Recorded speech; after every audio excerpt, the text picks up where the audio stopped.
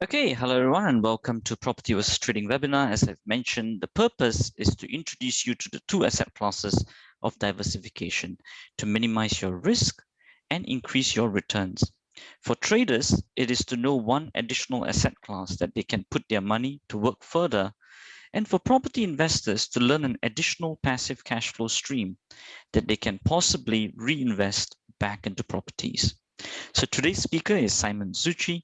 Simon Zutshi is a financially independent professional property investor. He has over 2 decades of personal experience investing in residential property in the UK and overseas. Simon started investing as a first-time buyer in 1995 as a recent graduate in debt. He found a strategy to purchase his first property using none of his own money. By the age of 32, he was financially independent, all from the passive income generated from his property portfolio. Simon, what a pleasure to have you on board today. Thank you so much, Through. It's really good to be here. Really happy to come and share and hopefully add lots of value to people listening in. Thank you. So let's get in a little bit into just getting to know a little bit about you. So tell us a little bit about how old were you when you first started? What event kind of triggered your interest? And do you do other things along with property, or you just do that full time? Yeah, well, actually, so I started investing in property in 1995. I was about 24 at the time. I just started work at Cadbury's in Birmingham as a graduate trainee. And I wanted my own home. I've been living in the student area, which is Selly Oak, just next to Birmingham University. And I had a salary to be able to get a mortgage, and I had no money, so I borrowed the deposit and bought my very first property. And I rented out some of the rooms to my friends who were still at university, and it kind of covered the bills and the mortgage, so I lived for free. And I had a part-time business as well as my full-time job at Cadbury's. I was running student nightclub events in Birmingham. Money was building up my business bank account. And so in end of 97, beginning of 98, I bought a second property, moved out of my first home, retained it to rent to students, and then moved to my second home, which was a bit closer to Cadbury's, and my friends came with me. And I realized that actually owning property is a bit like owning your own cash machine. And the idea is the end of the month, when you take the rent, less the mortgage, the insurance, the maintenance, the management costs, etc., there's some money left over for you. And so the thing I love about that is you work once and you get paid forever. And so I started to buy more properties, and by 2001, by the age of about 30, I was able to leave my full-time job. And then by 32, which was in 2003, I completely replaced my income from my salary, my former salary, thanks to my property income. And at that point, I started to teach other people how to do what I had done. And so that's what I've been doing for the last 18 years or so, since 2003. I run a trainee business. I set up the first networking in the UK for property investors called Property Investors Network. Back in 2003, it's now 50 branches around the UK. It's the biggest and longest running network for investors. And actually, I've just sold that business and my training business, but I'm staying on as a CEO for 3 years because I don't need to work, but I just love what I do, basically.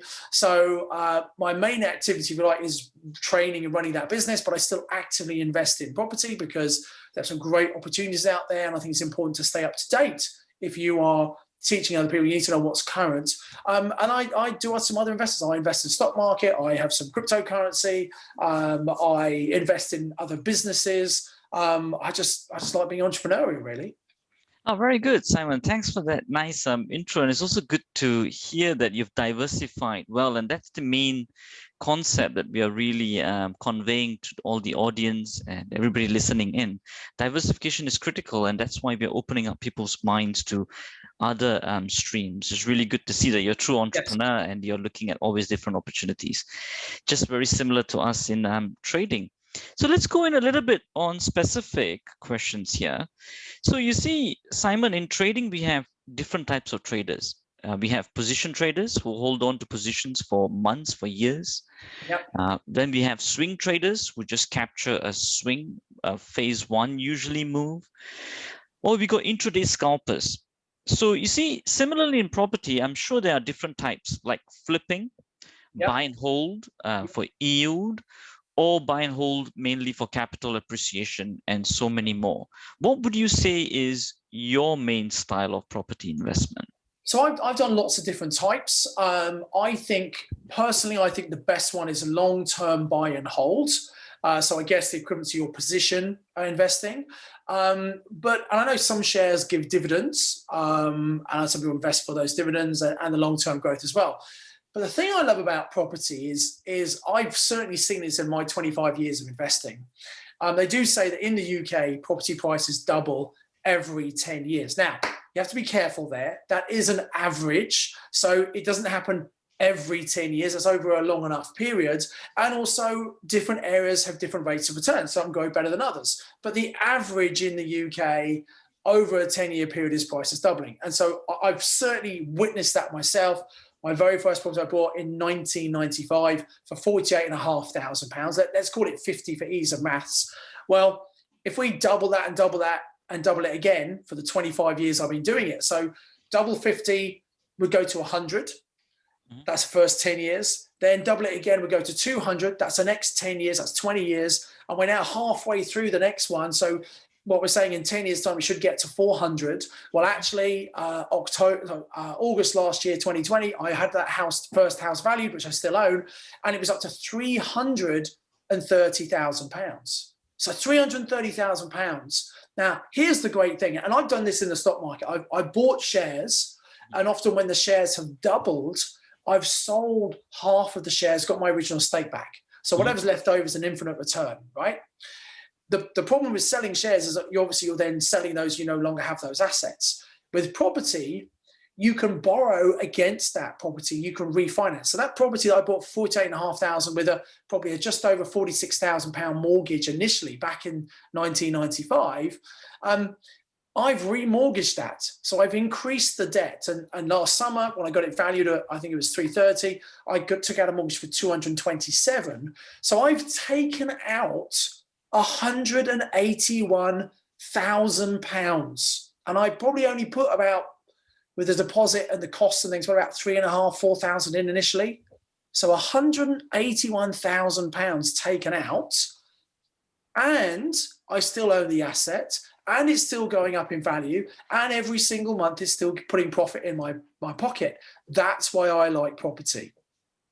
Yes, you see, I think from what you've just said so far, your main style is really on a yield perspective more than a capital appreciation. But of course, the capital appreciation helps towards remortgaging and towards yield again. So it's like I'm getting that great return, that yield as you call it. I'm getting a cash flow return on investment from my property, which is great.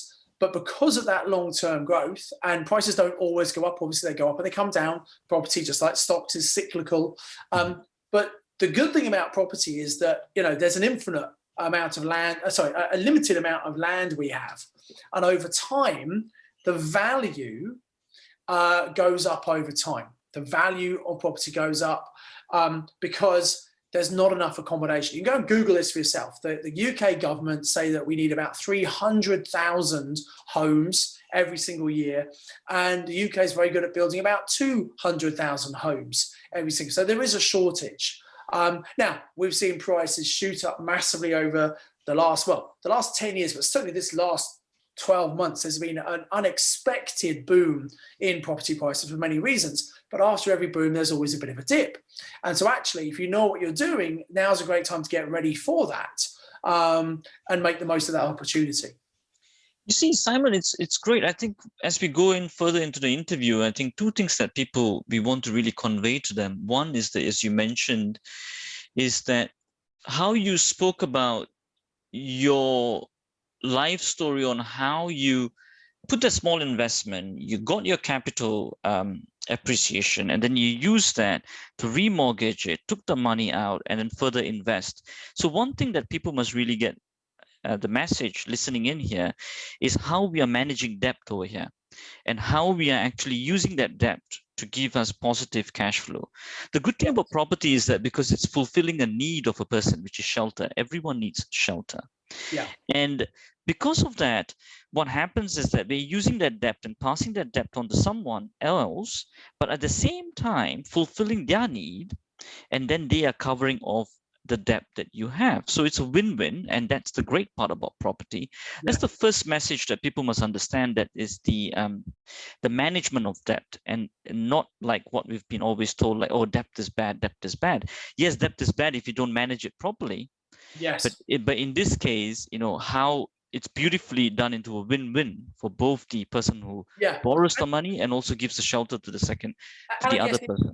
If you think about it, that and I'm sure most people have read this, they haven't. It's a good recommendation. Is Robert Kiyosaki's book, Rich Dad. Exactly, I was just about to mention that. Yes, which explains very well the difference between debt and assets, and liabilities and assets, and actually, if you buy your own home, for example, if you have a mortgage on your own home, it's providing you shelter, it's going up in value long term, people think it's an asset. But actually, if you have to pay for that on a monthly basis, which if you have a mortgage, you do, it's then a liability. If you can't afford to pay, you could lose that asset. Whereas you nailed it really, through in an investment property, the whole point is, with an investment property, is that you basically buy an asset which someone else is going to cover the cost of that ownership. Not only are they going to cover the cost, i.e. the mortgage insurance, actually there's going to be some excess there. So you're getting paid for an asset that you're not putting money into, you're not having to subsidize. And so it's a true asset in terms of generating cash flow, putting money into your pocket, and then also the long-term capital growth. Exactly. So that's, I think, the first message I think that people will get as we go along further into the interview, which is the management of debt and how it actually serves you in the long run. And the other thing that you also mentioned is about stocks and dividends, and also in stocks, you can sell them, but then you can't remortgage them. One thing I must do add on that is that the good thing about, if you do know a little bit about stocks or trading or the commodities or the foreign exchange market, the good thing is that there's a facility as the shorting facility.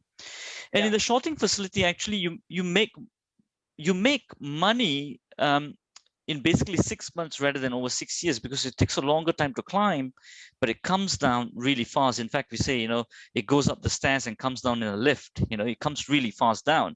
And the good thing about this, if you combine both of them, and that's the message we really want to give to the audience, is that if you make that money through the trading, even through a buy or a short position, just as I explained, you can reinvest that back into properties and then accelerate in terms of capital appreciation, as well as giving you a good yield in the long run, which what you described. So it's a really good cyclical loop that they can really create. Absolutely right. And we've got quite a lot of clients at the moment who are making money in trading cryptocurrencies, which has huge fluctuations and obviously high risk to a certain extent, but they're taking some of that money off the table, that profit they're making, which is really important, I think, to capture that profit, and then reinvesting that into bricks and mortar. So solid, real assets, tangible assets you can feel and touch, etc.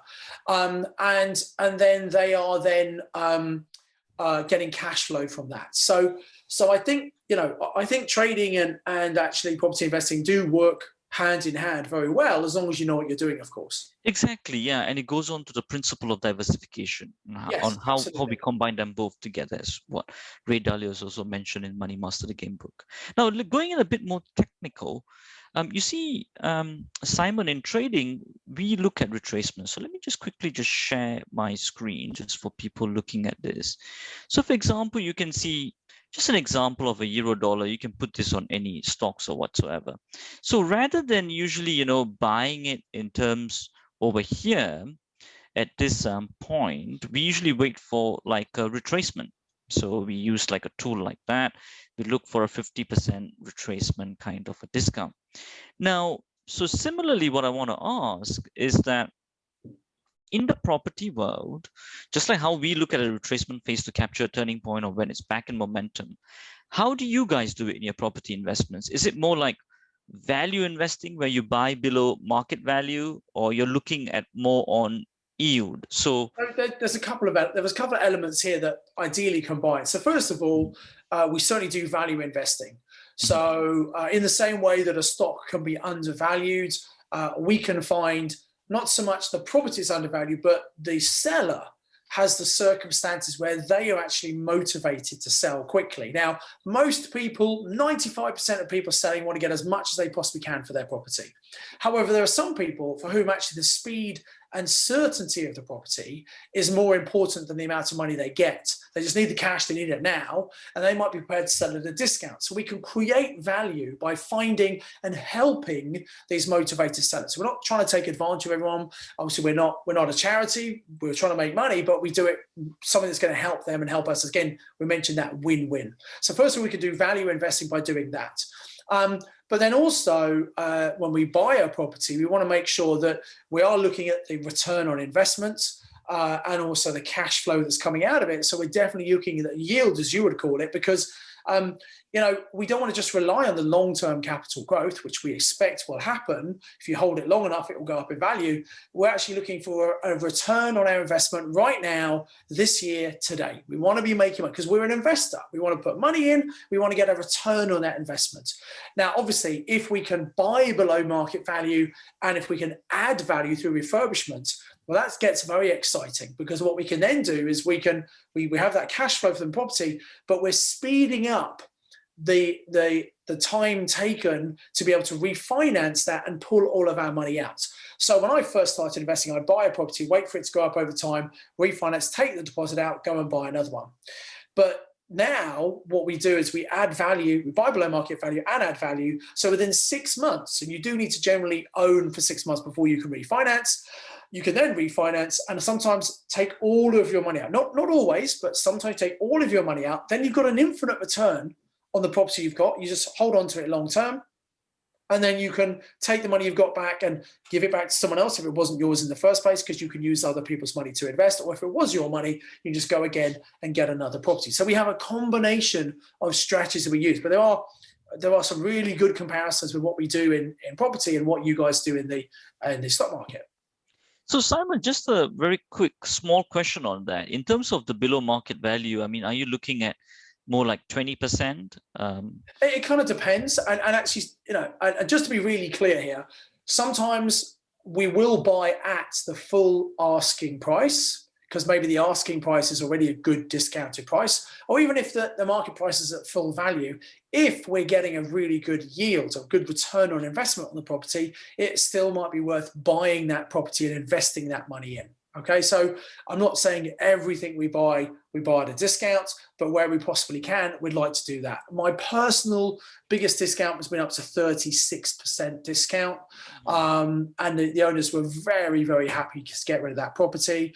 But I've got clients who right now in a booming market. So I've got a guy who, let me just do the maths to work out the percentage. There's a guy, one of my students, who is buying a property up in the Lake District. He does holiday lets. And he was speaking to this, just trying to get my calculator, he was speaking to an owner, and this property, he was talking, I think, about £220,000. He's a bit of money spending to it, but not much. And that just didn't really work for him based on what he was trying to do. He has now secured that for 140,000, which is more like about a 36% discount, I think, which is good. We've also got one of my guys who has bought a property for 160,000 that has a RICS valuation of 300,000, and that is that's 53% of value. So it's 47% discount. So when you know how to find them, there are big discounted deals available, and they're not everywhere. You do need to learn how to find them, but this is happening even in a booming market. That's very good. I mean, I always thought, because even when I attended your property mastermind accelerator, I mean, the kind of information you give out, the way that you educate them, and the way how they can source those properties, and also the property investors network circles that you have. I mean, they're amazing platforms for people to increase the opportunities of finding these really great values, like how your student has just done it. I mean, they bought it at almost 50% less, 163,000, and then the value is at 350. That's an awesome find. And it's really good, Simon, to see that how you're educating them and how you're getting them to find that, because you see, the mind usually will will give you a rebuttal saying, oh, those kind of deals don't really exist. But of course, when you see other people do it, especially in Yes. environments that you have created, it gives the confidence that, you know what, Absolutely. it is And, there. it's, who would think that someone would sell a property? You or I probably would not sell a property that much below market value. And so what you need to understand, a mistake people make is they assume what they would do is what everyone else does. Well, look, we're all different. And a big tip I give my students is that you've got to step into the shoes of the other person and understand their situation, and what are they wanting to do that for? And if we give them that speed and certainty, for some people, actually, money is not the most important thing. It can be such a headache and a problem, they just want to get rid of it. Now, the other thing, just interesting to mention here, so I know obviously you guys in the stock market will use options. You do put options and call options. We do something similar in property in that we can take out an option on a product. Now, it wouldn't be like a month option. We might have an option that might be 3 to 5 years on a property. So we can basically come and control a property. The owner still owns it. If there's a mortgage in their name, stays in their name. We pay a fee to the owner, which is an upfront fee. And then we also pay a monthly fee to the owner. We get to use that property in the meantime. And the idea of what we pay the owner is less than what we can rent it out for. So we make a profit on it, a margin on a property we don't actually own yet. And then we have the right to buy, but not the obligation to. So if we walk away, we lose our option fee, which, by the way, is usually £1. It might be more, but generally it's £1. We lose that.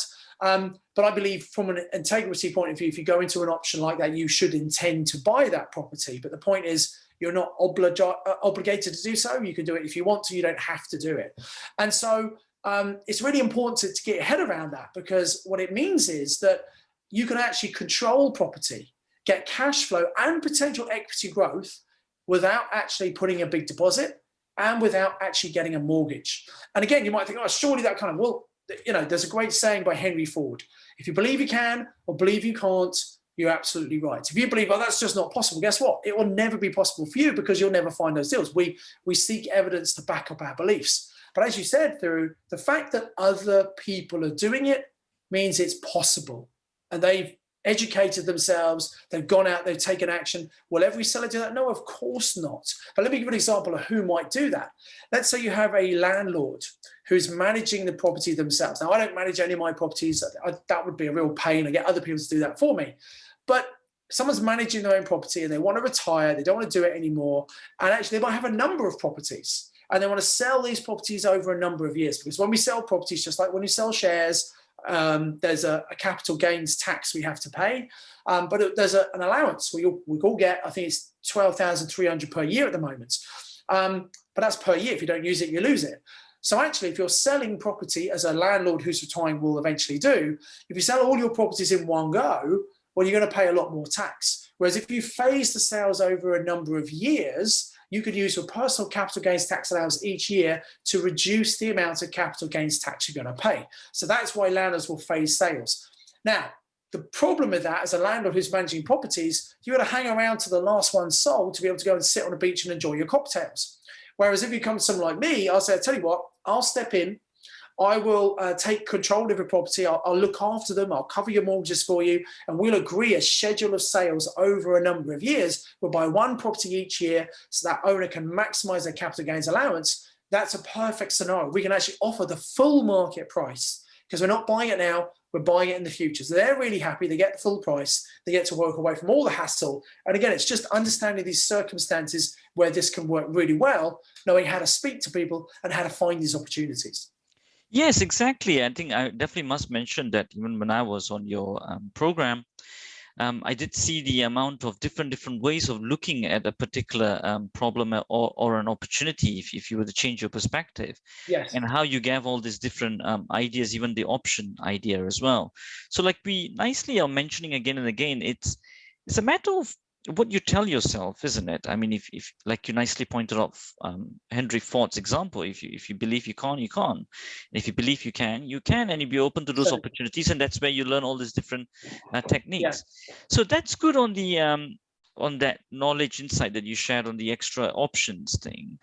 Now, let me ask you something a bit more in detail. So listen, for example, when you buy your properties, do you look into the individual property in question, or do you look at the overall market conditions as well? So for example, let's put it in context, like the pandemic, COVID-19, for example. Yes. You see, if the person who is buying, or the investor, has got the point that he's going to buy this property, let's say at 300,000, but he knows that overall market conditions are not that great. Yeah. And that the market may dip and his property price may come down to 200,000. Yep. Yes, it's good. He can still get his yield and maybe the numbers to work. But the only issue comes when to remortgage it because now the value has dropped. So do you guys look at all these overall market conditions? Because we do look at it in terms of a trading perspective as well. So there's a couple of interesting things. First of all, what happens in the market happens in the market, and we're not going to have any influence over the market. You know, it's going to happen. And also, whereas trading, you can maybe predict it in a you know, there are patterns. Let me just plug my computer in. Sorry, there are patterns which you guys look at and charts and things, and you can probably predict what's going to happen much better than we could in the property world, right? And also the property world is a very slow moving thing compared to the stock market, which is very quick and dynamic, right? So there are some differences. So for that reason, trying to guess what's going to happen in the market is much harder for us. Now we can have some ideas. So the market's been booming.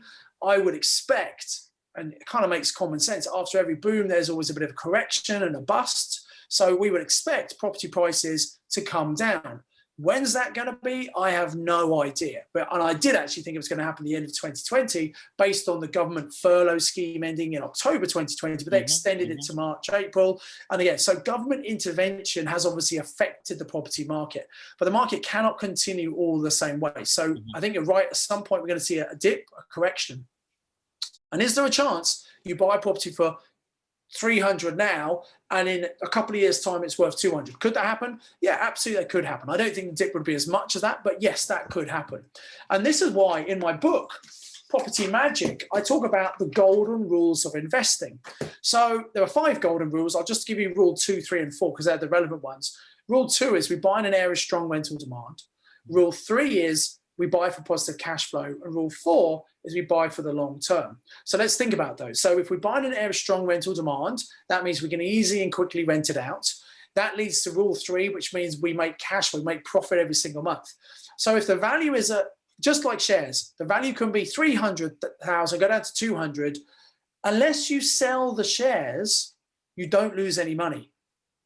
Unless you sell the property, you don't lose any money. And the thing about property, as long as you can afford to hold that property and it's making cash flow to cover the cost and give you a profit, why would you sell? You just wait for the market to recover. And then if you want to sell in the future, you could obviously do it, or just hold long term.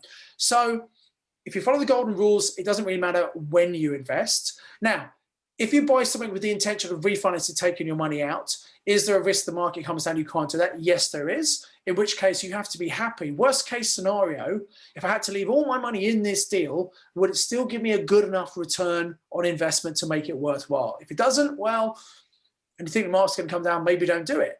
But the other thing is this, and this is unlike the world of the stocks and shares, you could do nothing to influence the value of your shares. If I go and buy a property, I can add to that property, I can improve that property, I can rent it, and I can force the appreciation above the market appreciation. And unless you're someone like, got his name now. Who's the guy who owns Tesla? It's gone from my head completely. Elon Musk. Elon Musk, yeah. Unless you're Elon Musk and buy $1 billion worth of Bitcoins when you affect the market, right? Most of us can't really do that. So we as individuals are going to have no impact on the stock market share price, but we can influence the price of our property. Now, yes, it's still going to be subject to what happens in the market, but even within the market, there are little micro markets. Within stocks and shares, there are industries that even if the market comes down, certain industries go up and perform well, right? So that's the same in property. And you've got to identify those areas and make sure that happens, because if you buy in an area where there's an increasing population, and that might be because guess what? There's stimulation for employers to come to it, like a Freeport zone, which the Chancellor's introduced, or maybe they're building hospitals or extending universities. This all creates jobs. It all creates demand for accommodation. So value of accommodation and rents all go up. What this means more than other areas. So you can have the general market coming down, but you still have certain pockets that are going up because of the supply and demand in those areas. Interesting. I think you really nicely explained all different angles of how to look at it. And you also gave the different suggestions as well. In fact, it reminds me of the movie Big Short. Actually, you know what? The really good advantage is that if you can have an idea of what the markets are doing in terms of the charts, and have a rough gauge about the economic situations, even though, like you said, most of the time you can't really get it right. The timing is always very difficult, as mentioned by Ray Dalio and Warren Buffett and all of them. But you can have a rough gauge, and based on what you're saying on your strategy in terms of do you want to take your money out or do you not want to, then you can employ the right investment strategies going forward. In fact, as you were mentioning that, I was actually taking a look on the Dow Jones over here, as everyone can see. You can see that there was a nice move up over here. Let me just see if I can annotate over here. You can see there was a nice move over here. And like you were saying, Simon, I think if you saw that usually over 8-10 years we get a correction, and that had been going for about since 2008. It's been going up and up. Like you said, most of the traders, investors, all have been seeing that there's probably going to be a meltdown. Yeah. And eventually, as you can see over here, if you can look at the chart, you can see that there was a big dip over here that we all saw in March 2020. However, when we saw this, I mean, we would have thought, what, that's it. It's going to be like that for the next 2 years. It's going to go further down. But however, like you nicely said, I mean, you can only see this on a statistical probability, but even then there are outliers that can shock you. And in this sense, just within like 2 months, 3 months, it just recovered its whole gains, which we have never seen before. And right now, as you can see, it's carrying on much more further higher, and it's at 33,819. In fact, it goes on to say that yes, you can have a few, and that's how in the Big Short, he saw that gap in the real estate, and then he went to go and short the markets. But even then, he got the timing wrong by 5 years, right? He had to wait for 5 years to get his billions of dollars of gain. So it goes on well to say that, as we have mentioned in the start of the webinar, is that if at least you've got an idea, a general idea of just understanding charts in terms of trading, and then complementing that with property, it always gives you a stronger edge, but not necessarily, of course, a guarantee like what we are saying. Right? Yeah. It gives you a good feel, and it's always good to know that. Going on to the next question, I just want to ask you, in a recession, people usually say banks usually stop lending or get very strict. Yes. We usually tell our trader clients who come from property and who are looking into property, we would say, make the money off shorting the markets and put it into property as a down payment to get the lending. Do you have any other suggestions that they can do when the banks get strict? I'm saying to my clients, I think we will see a drop in property prices, and lenders might become stricter. In fact, lenders at the moment are pretty buoyant. They're pretty optimistic. They're all very happy that there's this COVID-19 vaccination, and they are quite buoyant at the moment. But that might change. And actually, I'm saying to my clients, if they have equity in their property that they want to release in order to use for other investments, such as property investments or whatever, that they should get that money ready and be liquid for when the opportunities come, because it's no good waiting for the market to come down and think, oh, right, now I'll release some equity and use that to invest, because it might be hard to release that equity in the first place. So best to get your money ready now would be my advice. Okay, good. Okay, good to get the money ready now. Right, okay, that's good. In terms of risk management, you see, for example, in trading, we use strict risk management rules, right? And we know our drawdowns and any particular strategy before we start. Likewise, how do you guys do it in terms of property? How do you mitigate your risk? Is it simply to see if the yield can cover the mortgage payments? Well, so there's always a risk in any investment, but obviously with education and due diligence, you can minimize the risk. So we obviously make sure it stacks up on paper in numbers wise. So as you say, that the rental income must be more than not just the mortgage, but an approximation of the other costs as well. So we want to make sure it makes us cash flow. That's the golden rule number 3. You know, we must make cash flow on a property. Many people have properties that don't make money, and actually that's more of a speculation rather than investment, because they hope and expect the value to go up at some point in the future, but that may not happen. And so I think it's important to just to recognize that. So, you know, make sure it makes money the day you do it. That's going to minimize the risk. Make sure you can rent it out easily, golden rule number 2, and then golden rule number 4, hold for long term. Now, golden rule number 5 is always have a little bit of a cash buffer, some money put aside to make sure that, you know, if there's something that's not covered by insurance, so the damage or whatever, you can afford to fix that so you can get the property rented out nice and quickly again. And actually, if you follow the 5 golden rules, and number 1 is work with motivated sellers, people who need to sell, that will, in essence, help minimize some of the risks and then maximize the return. And linked to all of that, obviously, that's a very top level. But, you know, doing your due diligence, doing your research, some of the mistakes I've made, I've found what looks like a good deal, and knowing what I knew at the time, it probably was. But looking back, I probably wouldn't buy it again. And maybe that's because the long-term rental in the area wasn't as good as maybe it could be. And so, you know, when you're making any investment, you do need to consider it carefully. You don't need to overanalyze it, which is what some people do. When you find a really good deal, you need to move quickly. Otherwise, you'll miss out. Someone quicker and smarter will come and snap it up. But, you know, by, again, training and educating yourself, you've got a much better chance of being successful. I think very well summarized and said over there, Simon. Thank you. Yeah, so, okay, so you're saying, yeah, strong rental yield. Yes, of course. I think that's one of the obviously 5 golden rules that you always talk about. What kind of leverage would you recommend to be safe in most market conditions?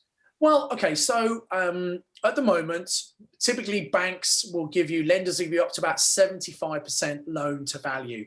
Mm-hmm.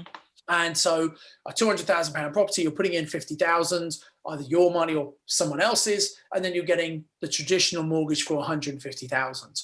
And, you know, that is, you know, I think in the good old days, back in before the credit crunch, we were sometimes borrowing up to 90% loan to value, which I think is a bit risky, because when the market then comes down 20%, suddenly you're underwater by 10%, as many investors were. Now, again, if you can afford to hold that property because it's got a good rental demand and you've got a good cash flow, short term doesn't matter. Sometimes some banks have come back and done a collateral claim, said, oh, you need to pay down your loan to value. That's normally banks do that, and it's often commercial property. Whereas if it's a buy-to-let lender, look, as long as it's serving itself and you're not defaulting, it's very difficult for them to come back and claim that money back. Unless, of course, they've cross-collateralized on other assets, and you might have one lender with several mortgages on different properties, and if you sell or refinance one, they say, hang on a minute, you can't have that money, we need to pay down the loan to value on some other one. So that does and has happened in the past. So another way to diversify your risk is probably not have all of your properties with one lender, probably diversify amongst a number of different lenders. Yeah, I guess the word diversification always comes in, and also the importance of all having this knowledge, isn't it, Simon? Oh, always. It always comes down to that, always. Yes. Always. In terms of another thing that I wanted to ask you was, in adverse situations like COVID-19, where a global recession may trigger off and tenants may not be able to pay their rent, how would property investors like yourself pay the mortgages? Yeah, great question. So first of all, let's look at what actually happened when we had in April 2020, the government said to tenants, because no one knew what was going to happen, right? And they said to tenants, oh, look, if you're having a problem, we'll support a 3-month rental holiday. Doesn't mean they get rent free. It just means they don't have to pay it. And if they're in financial difficulty, they can pay it in the future. And, you know, landlords can't do much about that. But to help landlords, they also said, actually, there's a 3-month mortgage holiday, payment holiday as well, if you want. And many landlords did a knee-jerk reaction to, oh, great, I don't have to pay my mortgage, I'll take that out. Now, we advised our clients, said, look, don't do that. Because calling your lender and saying, oh, I can't afford my mortgage, can I have a holiday, doesn't really give the best message to them. You know, although it wasn't supposed to affect your credit rating, you know, if you go back to that lender in the future saying, can I have a mortgage or remortgage, I'd think very carefully of that if I were that lender, saying, do I really want to give money to this person?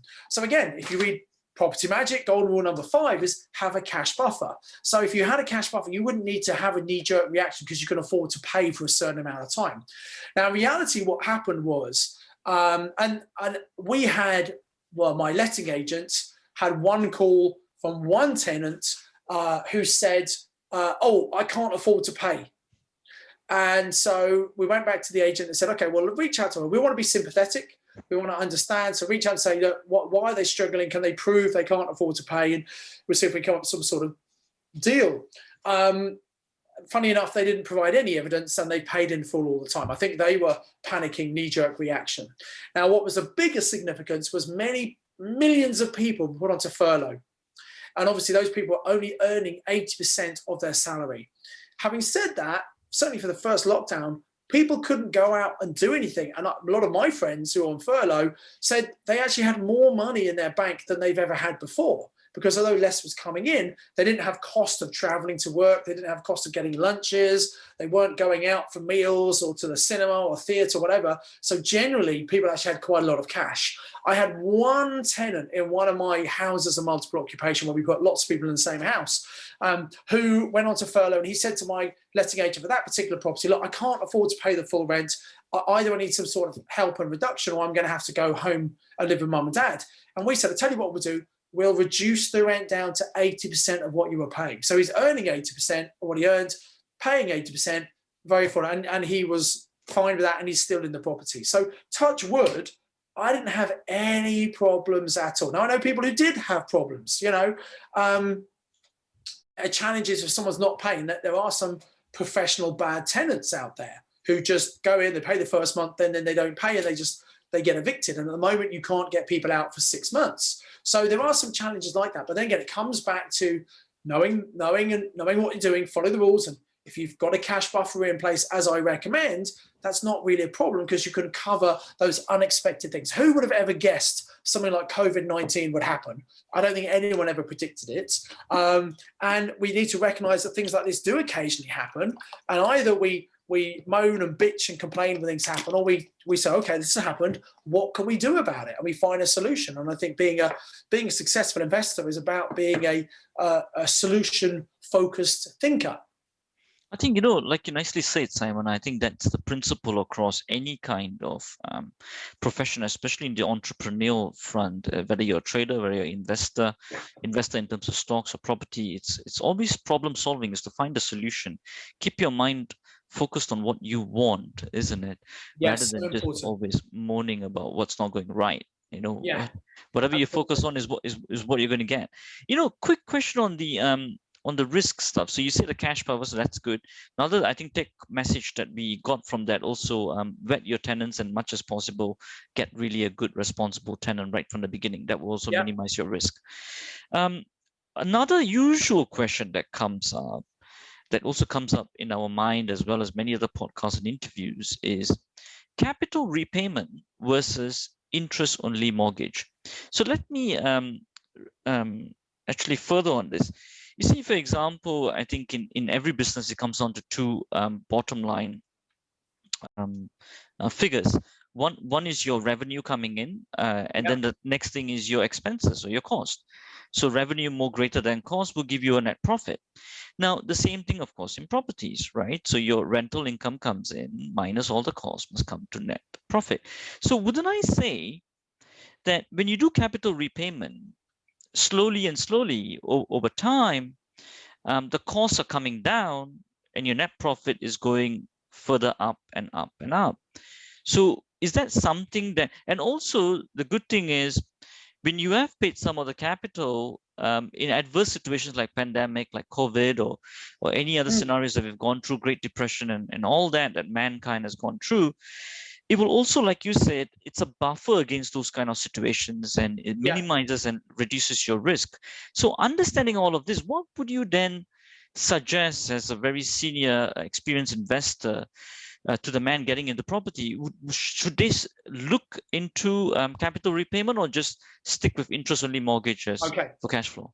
So there are several factors I just want to cover off here to kind of explain this. So first of all, most people, not everyone, but most people the first property they buy is where they live themselves, their own home. And then most people later on in life get into having additional rental properties. Now, some people, the first property is an investment property, but for most people, their own home is their first property.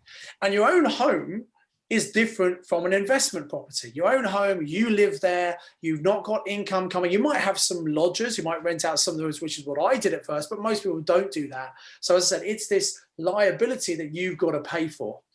And the rationale and the common sense, I'm sure people have heard this, is that you've got to pay off your own home mortgage as quick as you can. And so for that reason, most people on their own home, they have a repayment mortgage where each month they're paying interest and also some capital. So they might take out a 20-year loan, borrow £200,000. At the end of that 20 years, they've actually paid back all of the loan and the property is completely theirs. That's what people do with their own home. And because when you get to a certain age, you stop work, you don't have the money coming in, and a mortgage company is not going to give you a mortgage if you're over 70, because they're going to say, well, how on earth are you going to pay the mortgage? You know, they want to make sure they get their interest and they get their money back. Okay, so that's on your own home. Now, the challenge is many people take that thinking and that rationale, which makes complete sense, and apply it when they think about property investing. And we need to think about property in a different way for several reasons. So the first reason is this, that actually, your how can I put this? Your investment property, I'm going to say something that might shock people, but listen carefully. Your investment property, I would question, do you ever have to pay that back? Let me explain what I mean. Whereas your own home, you're the one paying it, and at some point your income's going to go down because most people retire, go into a pension. But your investment property, you're not living there. What's paying the mortgage and making you a profit is the tenants. So as long as there's always tenants who want to rent that property, then does it really matter how old you are? Probably not. And in fact, I've got a client who's 69, he's just arranged another 20-year mortgage. So it's not really based on your age, whereas your residential property is. So if you're going to hold property long term, which is golden rule number 4, and you recognize that over time, the value of that property is going to go up.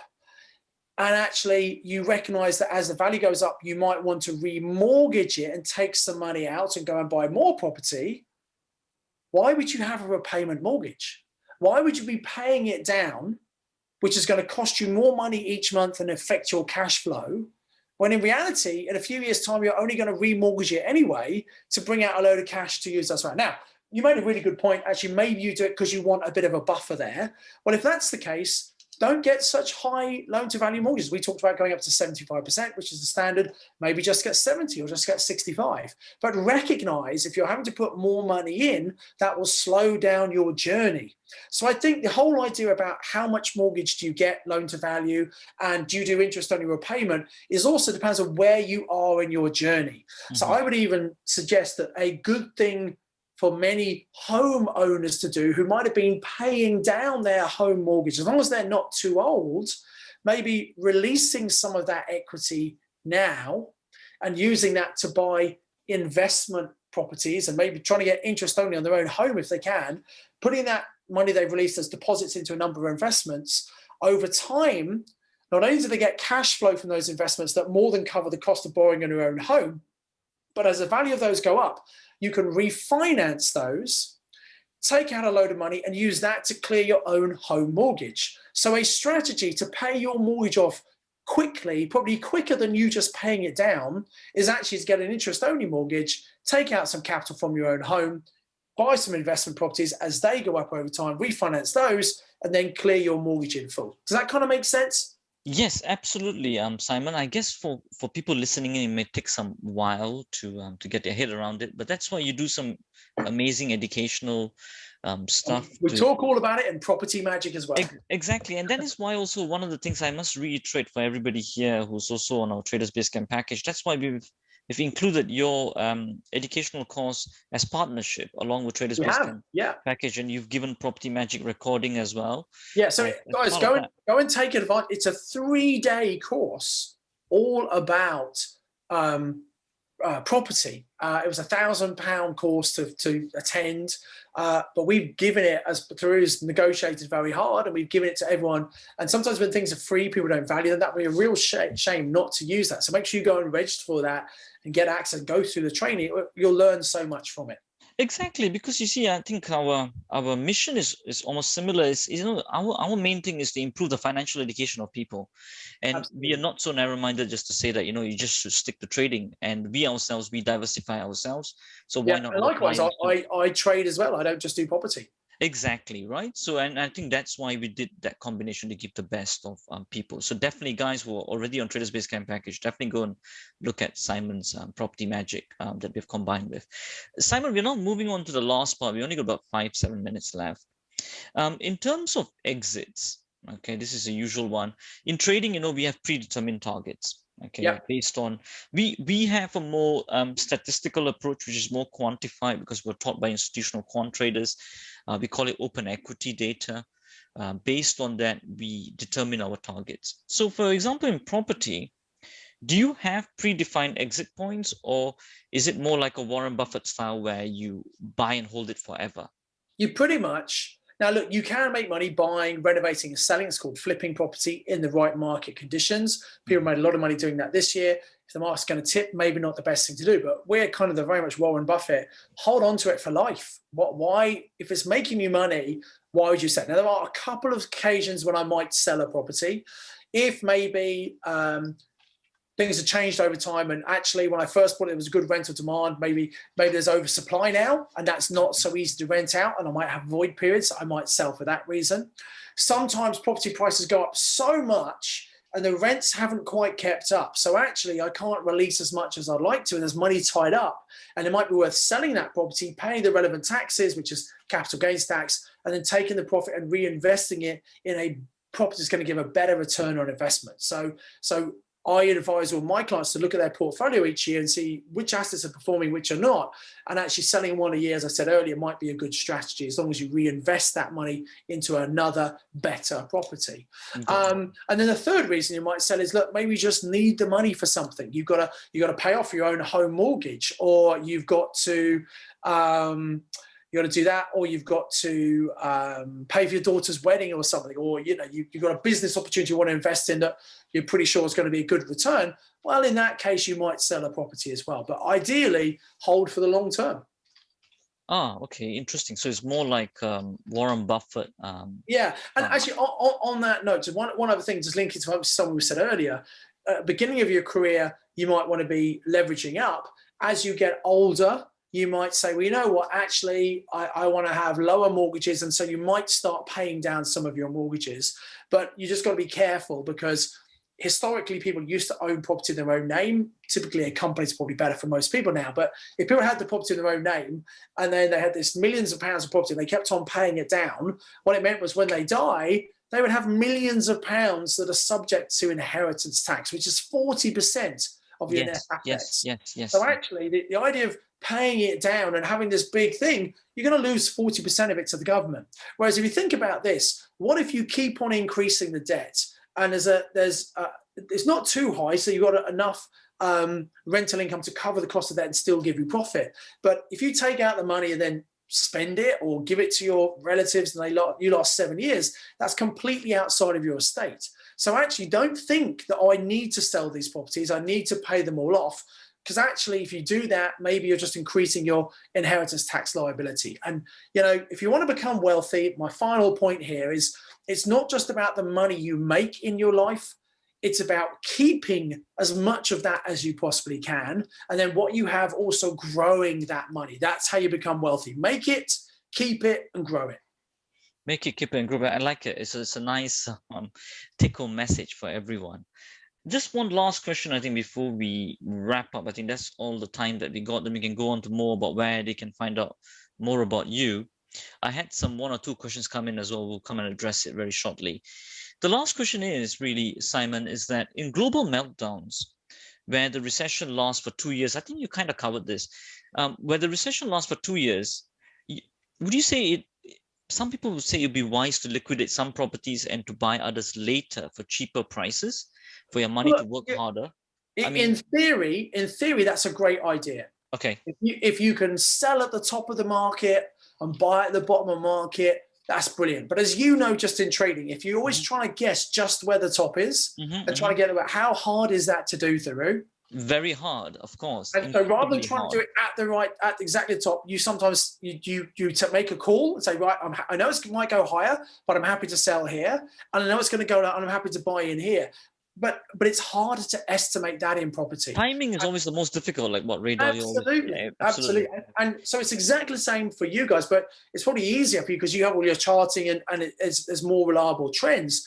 In property, you know, the government intervention that came in 2020 with prolonging furlough and introducing stamp duty holidays, no one could have ever predicted that. That would have put everything out of socket. So, and people who sold, you know, 18 months ago because they thought the market was going to crash, they've missed out on the last 18 months. You know, some places they've grown by 10%, which is a lot in property. And if it's geared, that's a really big increase, right? People who sold have missed out on that. So I just emphasize the point I made before. I think it's really hard to guess the market. Yes. Okay. Yeah, I think that's good for that you mentioned that, because I think it's part of the mind, isn't it? Always wants to get the timing. It wants to increase. It always wants to get better, but sometimes, you know, that better might actually end up being worse. So I guess the message is, I think it's the same thing what we started off with, really. I think it's one is improve your financial education, understand that management of debt can actually increase your financial cash flow if done properly with the right type of financial education. And also diversification is very critical as well, you know, like what we are doing over here, expanding people's minds, not only just on looking at one asset class, but looking at two or looking at three as well. So I think that kind of wraps up most of the questions. I think just a very quick, just side point question is that, I mean, in terms of psychology, I usually ask this in the end of every interview. I mean, do you do any practices, Simon, to keep a healthy mindset, that you're always looking onto the positive side focus? I meditate each morning, 15, 20 minutes if possible. So that's one thing I do. I mean, I think mindset is so important. And just like everyone else, I have good days, I have bad days, right? And we all have that. But I think it's about how you react to things going on around you rather than responding. Rather than reacting, it's about responding. So taking your time and considering things and not having knee-jerk reactions, very, very important. And also putting things in perspective. Sometimes things can seem really bad and you step back and think, well, in perspective, is this really that bad? What's the worst that can happen? And I think that's something that I do just to help to work out, you know, what's important and what's not important. Oh, great stuff. Okay, just a very quick one. So we need to tell people where they can find out more about you. I think we had one that you've something coming up now, isn't it, Simon? Yeah, I do have. So there are lots of different strategies. One of my favorite strategies is houses of multiple occupation, where you rent out individual rooms to people on a separate contract. There is a bit of an oversupply of that type of accommodation, but it's a very average stock. So you need to know how to do it properly. When you do it properly, you can make phenomenal returns, you know, 20% plus return on investments, as well as the long-term capital growth. So we're doing some training, and I think you've got a link you can put into the chat box so people are here. We're doing some training on Thursday evening. And so come and register, and we're basically going to show people exactly how they can use this and how actually just three properties, you can get enough income to completely replace your salary, which might sound crazy, but we have so many people actually done it. So I just recommend just come and give that a try. And I think there's going to be a link in the chat box. I've just put that over, and I'm also showing. Is this the right page? Yes, that's the web page. Yep, that's the correct page. People go there. You're saying 3 properties over here. Yeah, 3 properties only. That's because they're making £1,000 profit per month. That's after all the expenses, £1,000 profit. So, and if you're thinking, I don't think that's possible, you should definitely come and just have your mind opened and see exactly how you could do that. You know what? This is really great, I think, for people to carry on after this interview here, to diversify and to expand their financial education knowledge. So definitely, I've put that link as well. We'll also be sending this link out in the email as well, for you all to register and expand your knowledge into diversification. We just had one very quick small question. Yeah. Some people of who had subscribed to our Traders Basecamp package and on our Elite Traders portal, they were asking they can get hold of Property Magic. I've already answered you guys, is that there's an affiliate center basically within our Elite Traders portal. If you go to that affiliate center, in there we have Simon's Property Magic course over there too. So you can get that at a very, very small price. As Simon said, we negotiated very hard. We were charging £1 but I think we've taken that off. I think you just have to now register. It's either register or it's £1, and obviously exactly, it's either one. Yes, and it's lifetime access, guys. You get a little Kajabi training board. You get it forever, basically. But don't leave it forever. Come and do it now. If you've been inspired by this, come and take action. Absolutely spot on. And yeah, I think that's pretty much what we have to say. Any other questions from any other people here? We'll just wait for some questions coming in. If there are anything in the time being that you want to add on, Simon? I don't think so. I'd just like to thank you very much for inviting me to come and speak to your people. I think there are a lot of parallels between the stock market and also property. I completely agree with you. It's very important to diversify. If you're in property, you should be looking at other investors like stock market. If you're in stocks, you should be looking at property to diversify out. You do need to obviously educate yourself to learn how to do that correctly. You can lose money in the stock market. You can lose money in the property market if you don't educate yourself. But with education, I'm not saying you won't ever make any mistakes, but you can massively reduce the risks and give the confidence to successfully move forward. And if we can help you with that in the future, fantastic. If not, I hope just today's been enlightening and interesting, and I'm sure our paths will cross at some time in the future.